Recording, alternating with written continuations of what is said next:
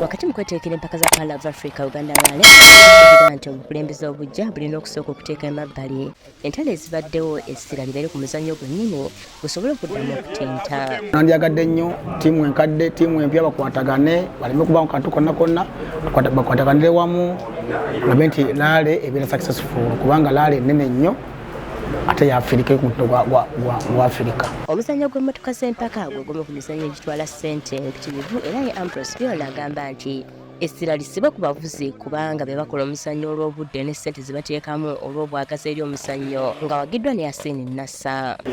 Making sure nti ba competitors ba drivers babalabiridde bulungi. Ssente weeziri ezava mu government.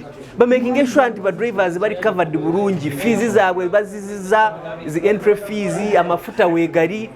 Ekintu kinyume ba driver bate basanyuse. Kati omuzannyo bu administration betalina kyekola. Balina ku making sure nti ba driver basanyufu, buli kimu weekire ky'aba driver, then ba driver babavugire emmotoka kubezijja, abawagizi basanyuke ne ba sponsor baddemu amaanyi bakomyewo ssente. Prize money oba FM yetukwatiddeko ne ku birala nga like entry fees, kitegeeza driver ajja kuba savinga some more money. Kati kigabako kuka kaŋŋambe kuka incentive akatono ennyo era kiba a bit worth the fight. Empaka za PoARU Africa Uganda Rally zitandika ku Lwakutaano olujja nga Mei 10 e Bujagali yenja nga za kumala ennaku 3.